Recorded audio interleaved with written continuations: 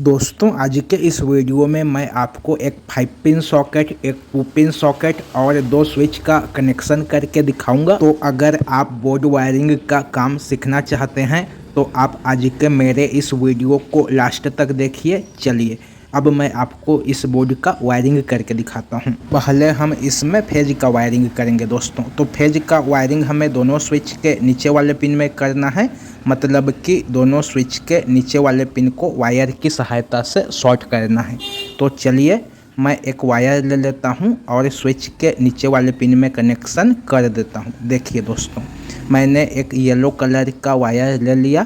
अब मैं इसे स्विच के नीचे वाले पिन में कनेक्शन कर देता हूं। अब इस वायर को हमें दूसरे वाले स्विच के नीचे वाले पिन में कनेक्शन करना है। तो चलिए मैं इस वायर को दूसरे वाले स्विच के नीचे वाले पिन में कनेक्शन कर देता हूं और इसके भी पेज को अच्छे से टाइट कर देता हूं। ये देखिए मैंने दोनों स्विच को वायर की सहायता से शॉर्ट कर दिया।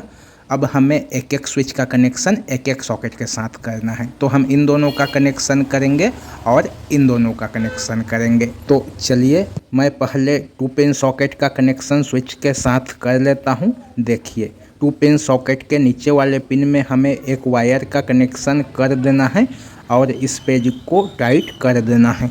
अब यहाँ से जो वायर निकल रहा है इसे हमें स्विच में लगाना है दोस्तों। स्विच के ऊपर वाले पिन में लगाना है। देखिए यहाँ पर स्विच का ऊपर वाला पिन खाली है, तो यहाँ पर हमें इस वायर का कनेक्शन कर देना है। इस वाले स्विच से जो है हमारा 2 पिन सॉकेट ऑन ऑफ होगा।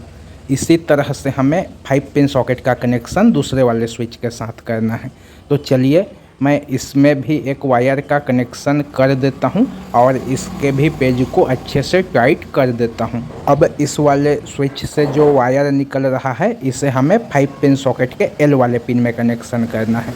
सॉकेट के एक तरफ एल और दूसरे तरफ एन लिखा होता है, तो जिस तरफ एल लिखा होता है वहाँ पर हमें स्विच के वायर का कनेक्शन कर देना है। देखिए दोस्तों, मैंने सॉकेट के एल वाले पिन में स्विच के वायर का कनेक्शन कर दिया।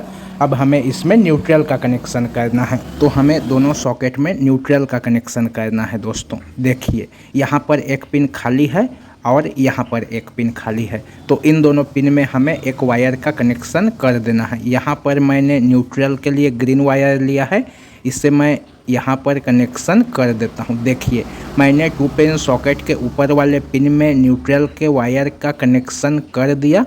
अब यहाँ से जो वायर निकल रहा है इसे हमें 5 पिन सॉकेट के एन वाले पिन में कनेक्शन कर देना है। 5 पिन सॉकेट का एन वाला पिन न्यूट्रल का होता है दोस्तों। चलिए अब मैं इस वायर के साथ एक वायर और ज्वाइंट कर देता हूँ, क्योंकि इस वायर को हमें सप्लाई के लिए बाहर भी निकालना है। देखिए मैंने इसमें एक वायर को ज्वाइंट कर दिया। अब मैं इसे एन वाले पिन में कनेक्शन कर देता हूं। ये देखिए दोस्तों, मैंने इसे 5 पिन सॉकेट के एन वाले पिन में कनेक्शन कर दिया। अब मैं इस पेज को अच्छे से टाइट कर देता हूं। ये वायर हमारा न्यूट्रल सप्लाई के लिए बाहर निकलेगा। अब हमें स्विच में से फेज सप्लाई वाले वायर को बाहर निकालना है।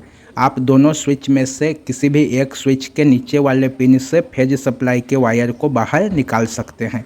तो मैं एक फेज वायर को ले लेता हूं और इसे इस वाले स्विच के नीचे वाले पिन में कनेक्शन कर देता हूं। आप दोनों स्विच में से किसी भी एक स्विच में इस वायर का कनेक्शन कर सकते हैं दोस्तों। देखिए अब ये दोनों वायर हमारा सप्लाई के लिए बाहर निकल जाएगा। अब मैं इसको इसके बॉक्स में फिट कर देता हूँ। देखिए दोस्तों, मैंने इस बोर्ड को इसके बॉक्स में फिट कर दिया और सप्लाई के इन दोनों वायर को मैंने बाहर भी निकाल दिया।